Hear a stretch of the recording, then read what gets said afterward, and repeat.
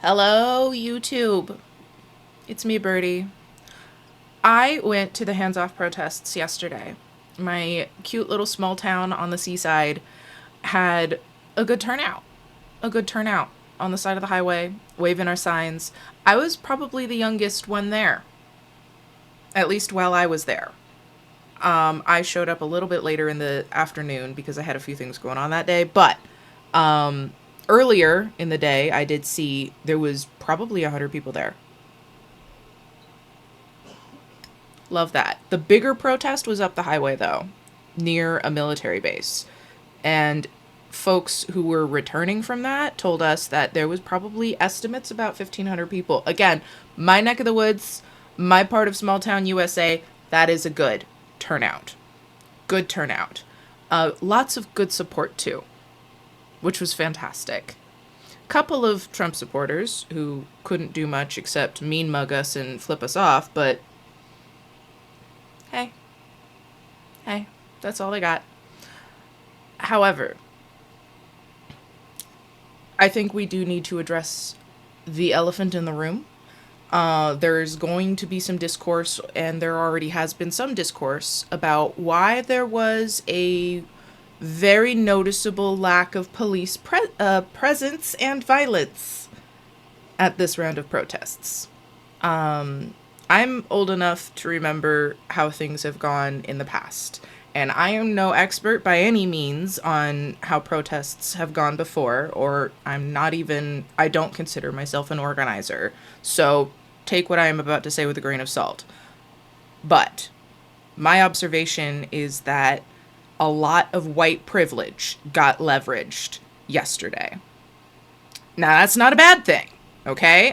That's not inherently a bad thing. In fact, that was the goal. There was a lot of discourse that happened before the protests, encouraging Black communities, brown communities, indigenous communities to stay home for this one in case things did get rocky. To let the white community, the white folk community, be the ones to take this on. Because a lot of us remember how things went during BLM. We remember during the water protection protests what these police will do to people defending land, to people who are just sitting. We remember. So forgive the folks who are online who might be a little bit combative about these protests right now. Forgive them. Their feelings are valid, and I do share them a little bit. I do. It's heartbreaking seeing the contrast in difference between how the police will treat protests organized and centering Black and indigenous and brown voices versus how this protest was handled. It's hard not to have emotions about that. Now, I don't want that to be taken out of context. It's predictable because we do live in a white supremacist society. We've had many discussions on this. The police proved us correct. They give you a lot more space to say what you need to say, a lot more than they give the rest of us.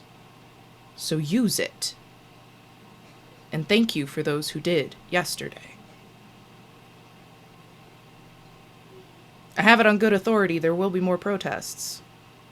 Don't stop showing up. Even if you were the only one who did, keep showing up like there will be more, because there will be. The community is building. So take notes, make adjustments wherever necessary, and keep going.